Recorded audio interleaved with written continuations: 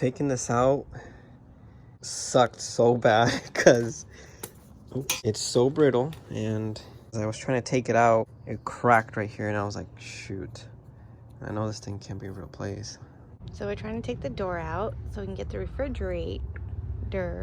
Refrigerator. Alright, film this. I am filming. They don't make them like this no more.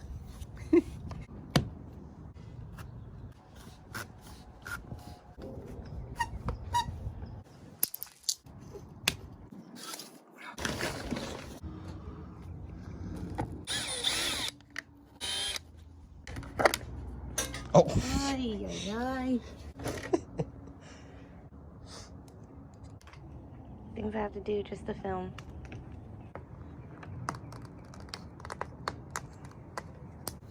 Oh my gosh.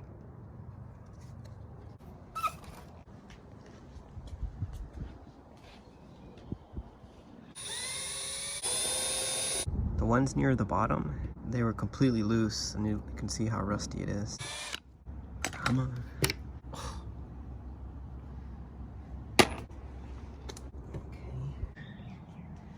We got a whole bunch of butyl tape that we have to remove. Let's check underneath here. What do we have? Oh, same situation as the water heater. It's a gap. No wonder those screws were so loose. They were going into the end grain of the plywood. All right, we got a lot of work to do. Oh, let's see if we can remove it now.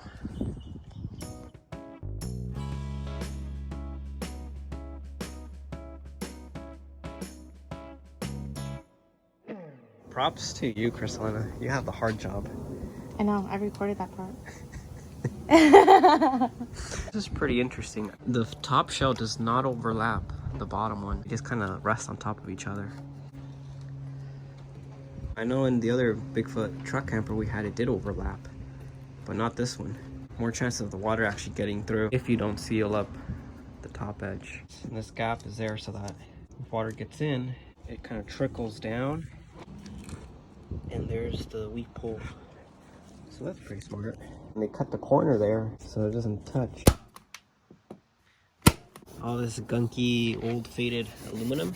You can use WD-40, but I like to use this glue off because there's also a lot of other crud stuck on here.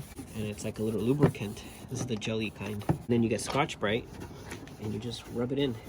And it creates like a brushed finish that's very smooth.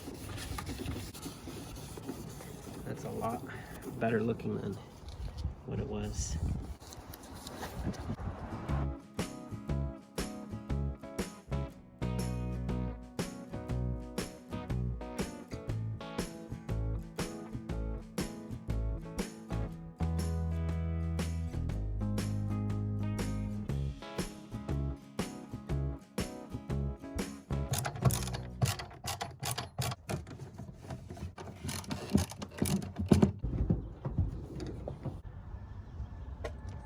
I'll just cut it a little bit shorter since it doesn't have to be this long.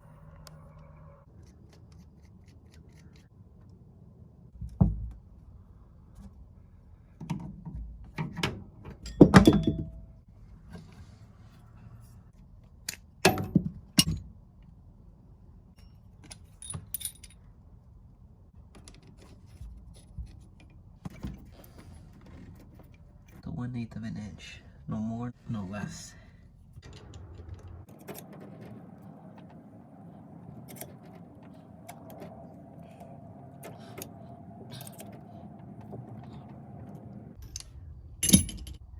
Pretty much good to go there. That's what we want.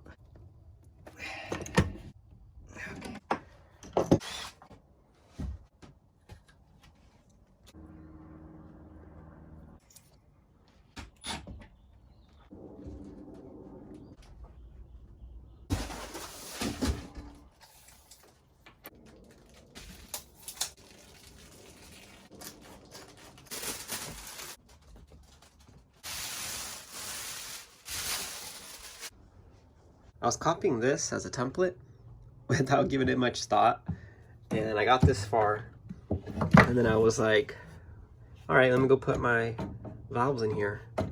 but I ran into the problem where the tool can't fit in there. Oh, yeah.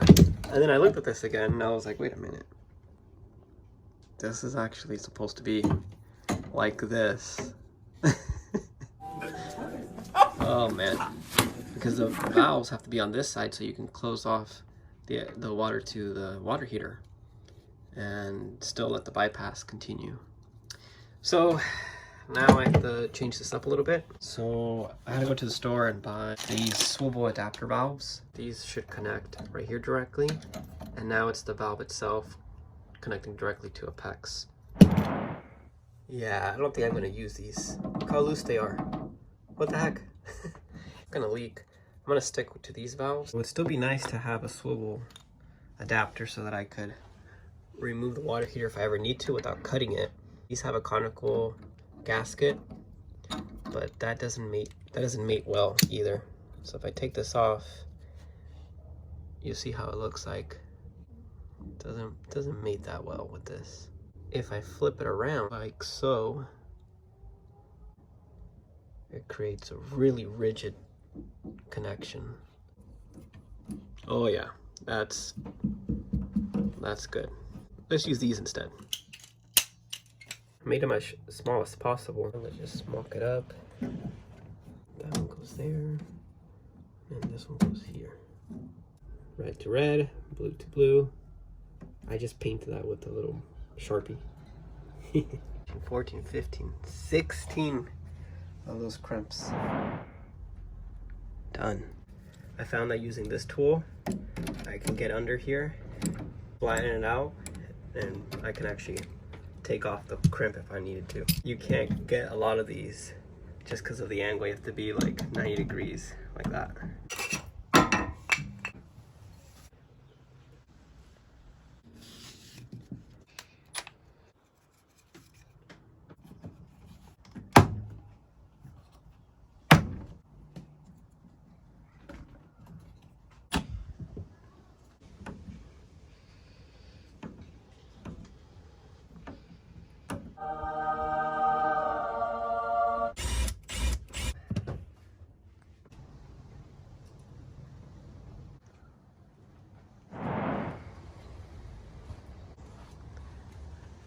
We're gonna try this out just to give this a refresh. I'm just spray painting it. I'm sliding in the new one and it's super brittle. So the only way to put it back on is to just slide it in from the bottom edge and have it be bent down. Then I use paraffin wax on the edges and this helps it slide in better. Alright, today's the day we're going to transform the whole look of the fiberglass shell by continuing the buffing of the gel coat to get it to look like this. The camper is still chalky on the top part and on the sides over here. If you're going to be doing the buffing of the whole entire gel coat, it's really easy to do if you remove the windows, because you can really get in with the machine and it'll go by really quick. Our windows are in really bad shape. All the seals are shrunk and these weather seals are all cracked. We've been getting water going into it a little bit, and also the center bar wiper, that's pretty deteriorated as well. And just the whole look of it. It's all brown. It's coming off the paint. We have all of this old butyl tape. So it's going to be a mixture of buffing and removing all of the windows to refurbish them. I'll see if this one's still salvageable. What you really need is just your Meguiar's 49. Make sure you guys get a whole gallon like this because you go through a lot of it. I just dump it into this smaller container. Butyl tape mostly holds in the window right now, but it's good to have somebody on the outside.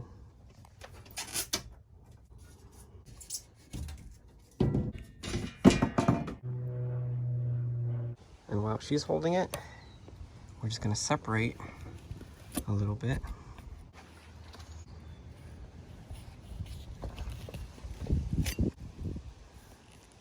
It's our first time opening it.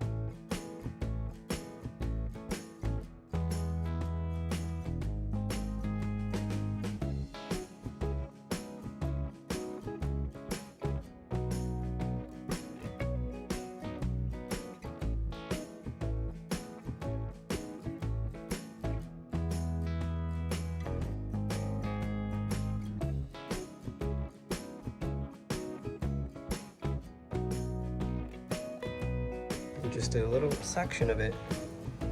And look at that. Holy cow.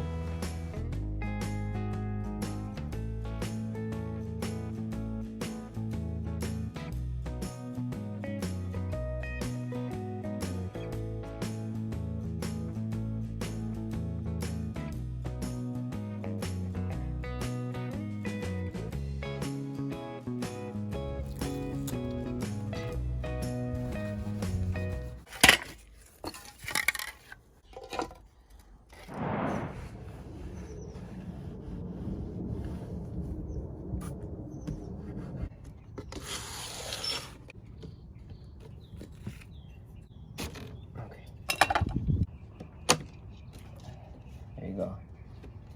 Kind of have to push out the window.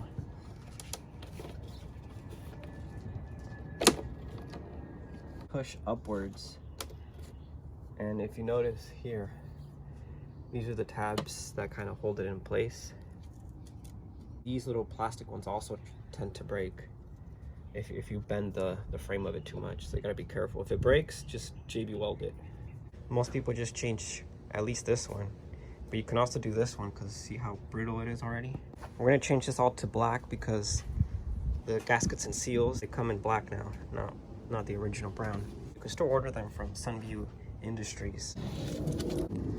And the things that you want to do to replace is the center column wiper. That's oftentimes where a lot of the water gets in through that little gap. This just shrinks over time and you don't want to have too much of a big gap, you know, you can have a little bit. Track sliders. One of them is for the window itself that slides, and the other one is for the mesh screen where it slides. And as you can see, it's really dirty. This little bracket, there's a split, and the center column, there's two screws, one there and one on the other side.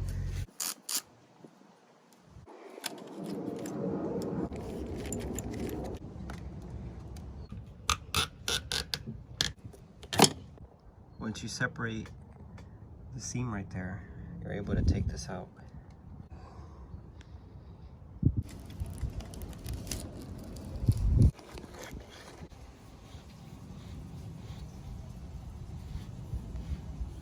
And the one on the right is the one that they provide you now.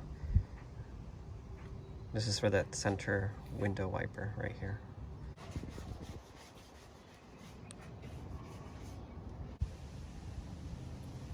Just wash it.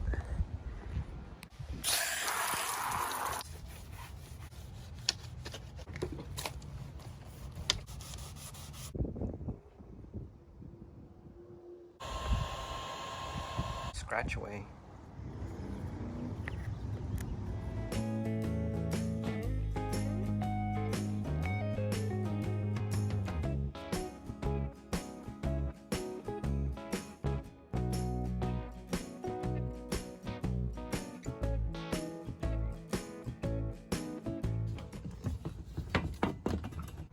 This is a real ugly side. We got all this stuff that's falling apart. Look at that. And all of this residue as well.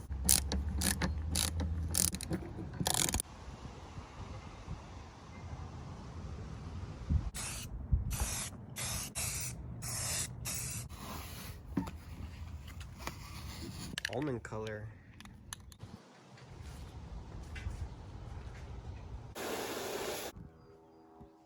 A little faded, but they can be restored. I'm going to use a product called Scratch Away, and I'll buff them all out. A little buffed, and then we're going to use 303 Protected. This is for UV protection. And there we have it, nice and protected.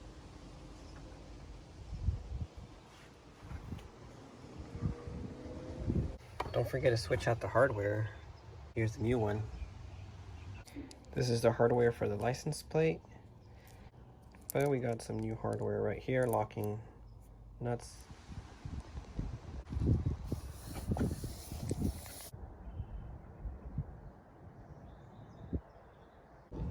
Went ahead and lubricated all of this, so this is all nice and smooth now.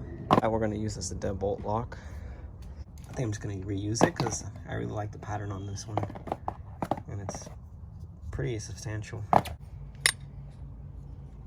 And now to test it out. Wow. It never used to do this.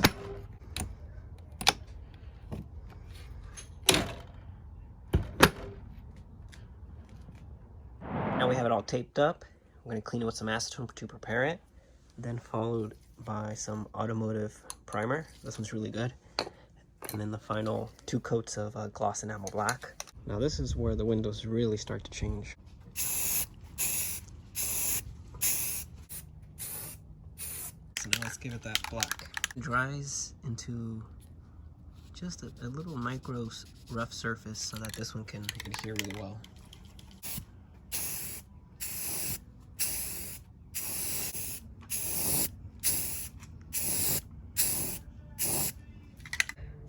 Nice and glossy. Also to the center column as well. A gloss clear enamel. That's going to give it another level of protection, because if you leave it just like this, you know, the paint's only so durable, and with the UV rays it's going to kind of start to fade, you know, in a couple year or two. But if you put this on it, it'll last way longer. So I'm going to give it about two coats.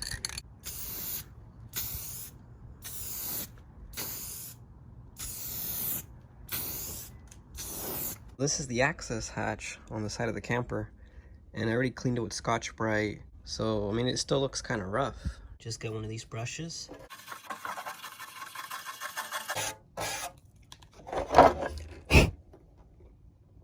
Now it looks a lot better.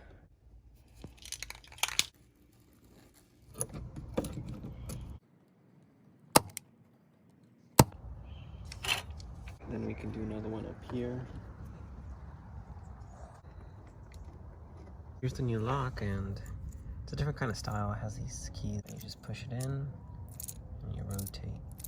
It's very smooth, like so. I'll rotate this.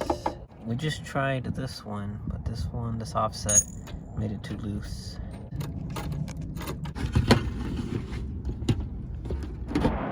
Hold it there, around from the outside, the whole perimeter up to there. You do that for all the windows, sum it all up, and then just add maybe a couple more inches, and you have your length.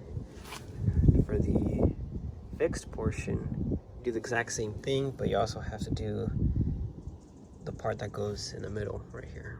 But once you get all that order placed, then they ship it to you within like a week or so, and you get them in here in the mail. The fixed portion, and then this is the sliding portion, like 21 feet, 50 feet, 6 feet, and 7 feet. Those two I just mentioned. Screen bar wiper, that one right there, and then the center bar wiper, right there.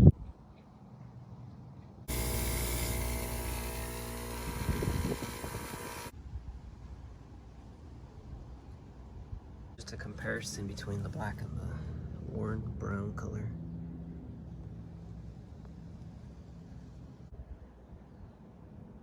You can also buy these from them. One of them is for the sliding window, and the other one is for the mesh screen. So if they're really broken and cracked, you can buy these too.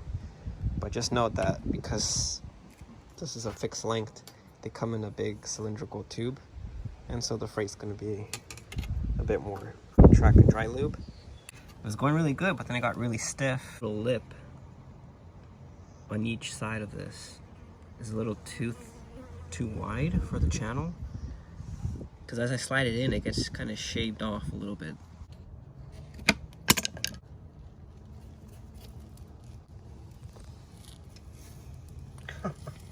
Whoa.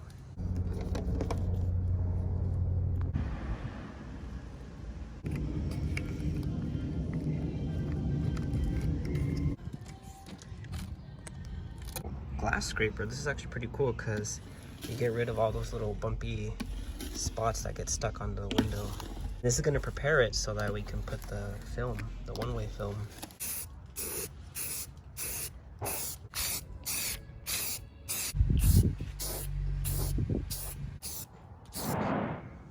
So one thing I didn't do in the other videos was apply the marine wax. I use a dual action rotary machine. It goes in a circle, but then it also oscillates.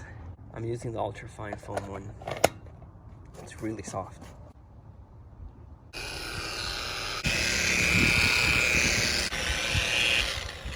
It's pretty insane that you can have a severely oxidized camper like this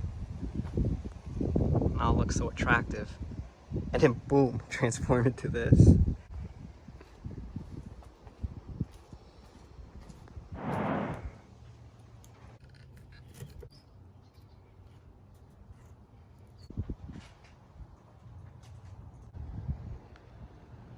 The backside's pretty rough. Look at the decals.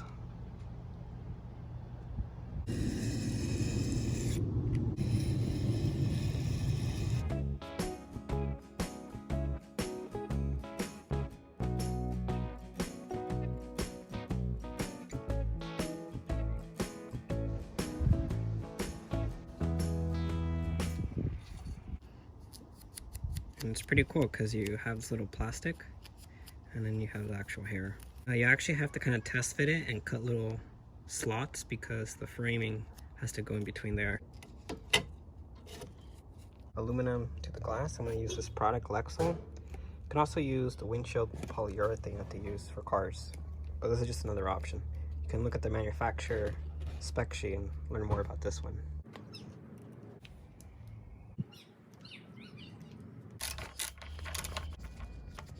As you pull it out, you dig in with your nails a little bit and you can start putting it in.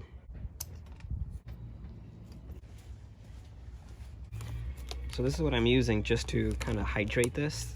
This protects, you know, all kind of vinyl and rubber from UV damage. It acts like a lubricant. You just need some screen spline, some new mesh, and obviously you need this tool. Very handy, and something like a little pick like this, or even a smaller one. And you just remove the spline like so. It's pretty quick. And you just peel this off. That's all baked in the sun already. Grayed out, and some new one is nice and flexible, and it's still really black.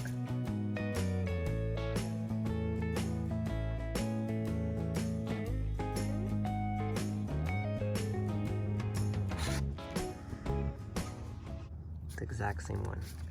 That corner in there, and you start putting it in. Twist it, and then with your nails or your fingers, you can actually pop it in. And it goes by pretty quick, especially if you use the warmer roll to help lubricate it. So you want to spend a little bit more time here, making sure that it's all the way in.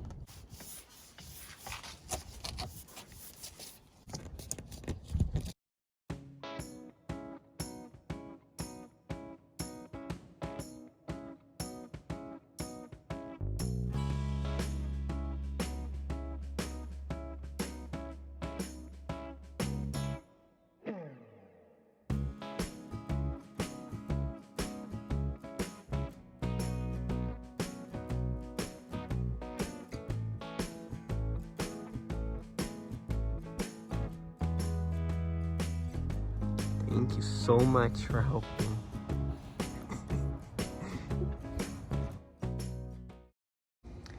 So I had this painted brown, but it turns out it just looks kind of out of place once it's there. This butyl tape very lightly, just like that. Comes off, and then we'll put that secondary sealant, because if we leave this alone, this is just going to collect a whole bunch of dust.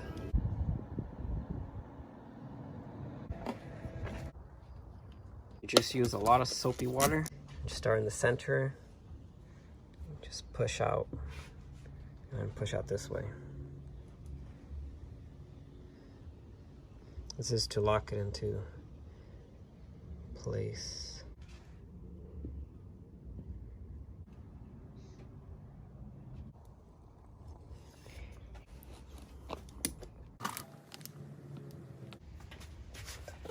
You see how we did those? We overlap them. Same thing in here.